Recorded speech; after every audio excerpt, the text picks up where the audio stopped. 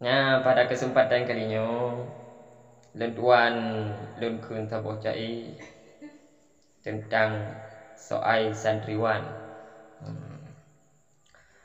Assalamualaikum rakan sinaro, bacut pesampo habalun rika. Soal santriwan yang na di sino, memacam bago tingkah haji punah. Haji ku mano rabote subuh, tengku yang bak pos japugo sigra, yang ladum tengku tad beaji beda, hingga ngan gupo ngan pale guba. Lalu le jitren le haji buda, kedeh jiteh doh dalam musalla, ke soai mano hanpu tatea, kadang cit igo jisikat hana.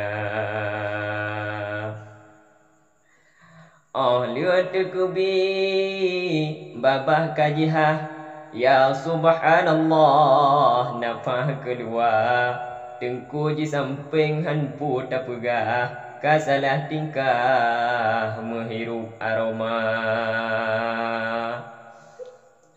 Ba ujung pisang gekun boh jantung, munyo ijakrung nyan pakaian kita, nesikat igo wahai tengkulun, ubat buh langsung tapih dan nama.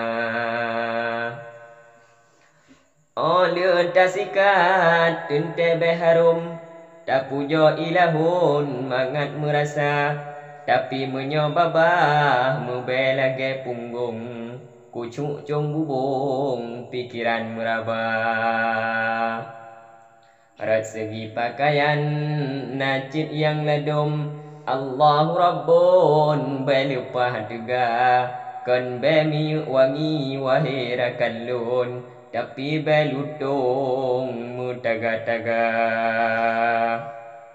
Soai penyakit bacut lun susun, wahai akun dengar berada, penyakit gatai cit kata maklum, kaji terjun sabuh anggota. Jidu lam uleng gekun merapu, menyoni bak perut nyan kurap nama, menyobak punggung gesebut tumut, yang lupa azab jidu lam lungki pa.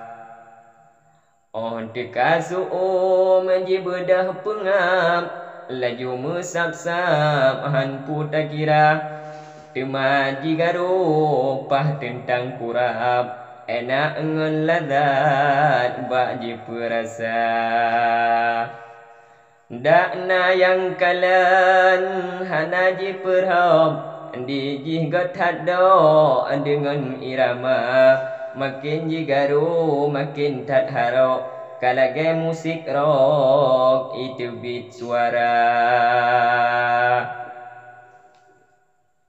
Mbek memada menan hai rakan sahabat, bak cek diubat damita sigra, entah sayang ke kulit nyan kapak luya, hana sogala mesidro darah. Memada ono habalun susun, gelantolun hibur gerakan dumna, menyona salah pemaah langsung, kadang mesinggung lagi lun tanpa.